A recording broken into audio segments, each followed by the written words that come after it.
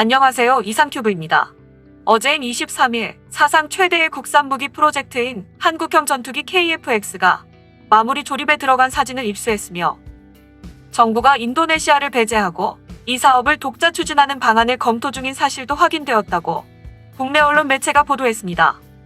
보도 내용을 대략적으로 살펴보면 현재는 조종관 장비 설치 작업이 한창이며 이달 중 랜딩 기어, 즉 이착륙 바퀴를 장착하고 검회색 도색을 하면 KF-X 1호기는 완성된다고 말하며 1호기는 오는 4월에 롤아웃, 즉 공개 행사를 통해 첫 선을 보이며 이어 지상 시험과 그리고 내년부터 본격적인 비행 시험을 한 뒤 2026년까지 개발을 마친다는 계획입니다. 지난 일요일 서욱 국방장관과 강은호 방사청장이 이 문제를 협의한 것으로 확인됐는데 1조 5천억 원의 분담금을 정부와 개발업체인 한국항공우주산업이 일정 비율로 나눠 부담하는 방안을 검토한 것으로 알려졌습니다. 여기까지가 보도한 내용이었습니다. 하지만 국내 언론이 정부가 인도네시아를 배제하고 KF-X 사업을 독자적으로 추진하는 방안을 검토 중이라고 보도한 내용에 대해 방위사업청은 사실과는 다르다면서 유감을 표했습니다. 서욱 국방부 장관과 강은호 방사청장은 지난 17일에 KF-X와 관련 논의를 진행하기 위해 만남을 가졌지만 별도의 의사결정은 하지 않은 것으로 알려졌습니다. 아울러 이 언론은 KF-X가 마무리 조립에 들어간 사진을 최초 공개한다고 보도했는데 이에 대해 방위사업청은 공개된 사진은 방사청 통제하에 배포된 자료로 최초 공개되었다는 보도는 사실과 다르다고 밝혔습니다. 그러면서 방사청은 해당 호 왜곡 보도에 대해 언론중재위원회 회부 등 강력하게 대응할 예정이라고 덧붙였습니다. 정리하면 당초 5월쯤 첫 공개가 이뤄질 예정이었던 KF-X 1호기 공개 행사는 오는 4월 말로 앞당겨 공개 행사를 통해 KF-X 1호기가 처음으로 선보일 예정이며 국방부와 방위사업청이 KF-X 분담금과 관련한 논의를 진행하기 위해 만남을 가졌지만 아직까지 확정된 것은 아무것도 없다는 것입니다. 방위사업청의 입장은 아무것도 확정된 것이 없는 상태에서 언론 보도가 나가면 인도네시아를 자극할 것이며 이것은 우리나라에게는 국익에 별로 도움이 안 되며 우리나라는 철저하게 실익을 추구해야 한다는 입장입니다. 현재 인도네시아의 라팔 전투기 구매 보도는 지속적으로 해외 군사 매체에 등장하고 있으며 최근에 나온 기사는 플라이트 글로벌이 지난달 12월 15일에 보도한 기사였습니다. 이 기사가 최근의 내용을 잘 반영하여 잠시 소개해드리겠습니다.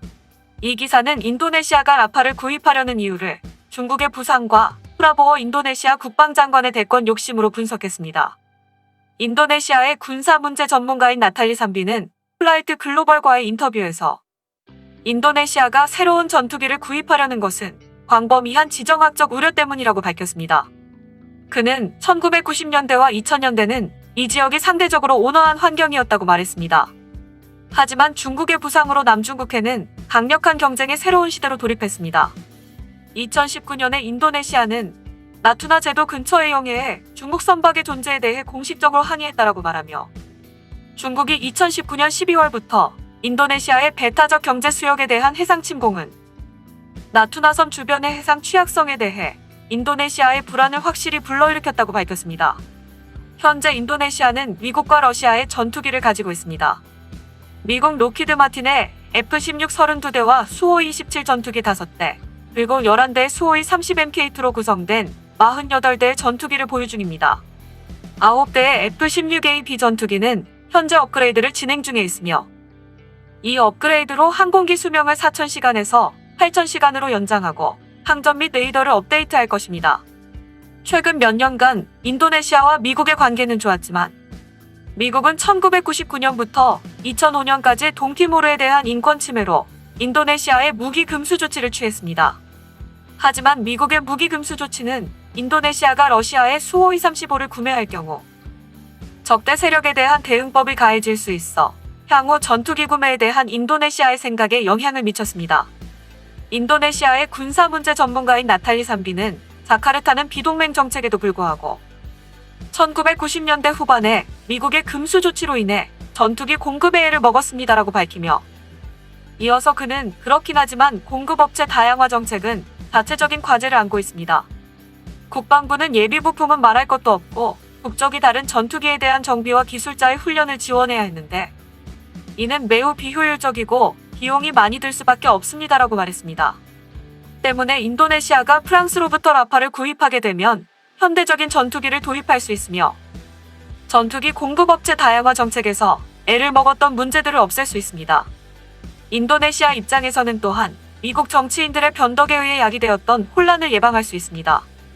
프랑스의 다소의 경우 이집트와 그리스, 인도와 카타르에 이어 인도네시아에 48대의 라팔 전투기를 판매한다면 동남아 고객으로는 최초의 고객을 확보할 수 있을 것입니다. 그렇게 된다면 인도네시아 공군은 프랑스에 이어 두 번째로 큰 라팔 운용국이 될 것입니다. 기술적 관점에서도 다양한 역할을 할 수 있는 라팔은 공대공 및 공대지 임무의 전체 스펙트럼에 걸쳐 효과적입니다. 프랑스는 이미 라팔의 판매를 위해 인도네시아의 대폭적인 라팔 전투기 기술 이전을 약속했습니다. 그러나 라팔 인수의 걸림돌 중 하나는 코로나 바이러스 대유행으로 큰 타격을 입은 인도네시아 경제일 수 있습니다. 하지만 인도네시아의 군사 문제 전문가인 나탈리 삼비는 더 개인적인 다른 동기부여가 있을 수 있다고 주장합니다. 이는 2014년 대선에서 실패한 프라보오 수비안토 국방장관의 알려진 정치적 야망에 관한 것입니다. 그는 50대에서 100대의 전투기를 성공적으로 도입하게 되면 그가 대통령 선거에 출마했을 때 인도네시아 주권을 지키겠다는 프라보오의 주장을 뒷받침할 수 있을 것이라며 이렇게 되면 향후 2024년 대선 출마나 정치적 지위에 대한 그의 신임이 상당히 강화될 것입니다라고 말했습니다. 더욱이 인도네시아의 라팔 선택은 러시아제 전투기 도입과 관련된 미국 제재의 위험과 인도네시아가 다시 미국 정부를 위반할 경우 제재 위험을 피할 수 있습니다. 만약 인도네시아가 프랑스의 라팔을 도입하게 된다면 프랑스는 미국 정치인들에게 감사의 표시를 할 수도 있을 것입니다. 이상 이 글의 대략적인 내용이었습니다.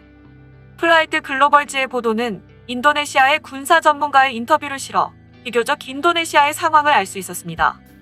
내용을 종합하면 인도네시아는 러시아와 미국의 전투기를 원하지만 미국이 러시아의 전투기 구입을 방해하고 있으며 미국의 전투기도 미국 정부가 또다시 인도네시아에 제재를 가할 수 있기 때문에 인도네시아는 중국과의 분쟁에 대비해 지금 시장에 있는 모든 전투기를 대안으로 놓고 판단하고 있는 것입니다. 하지만 우리나라의 KF-X는 아직 시제기도 나오지 않은 개발 중인 전투기이기 때문에 당장 중국과의 분쟁에 대비해야 하는 인도네시아의 입장에서는 어쩌면 당연한 것일 수도 있습니다. 이런 상황에서 국내 언론은 인도네시아를 배제하고 이 사업을 독자 추진하는 방안을 검토 중이란 보도가 나온 것입니다. 하지만 이런 보도는 우리나라의 국익에 전혀 도움이 되지 않는 보도며 올 4월에 KF-X의 시제기가 나오면 인도네시아는 다르게 판단할 수도 있습니다.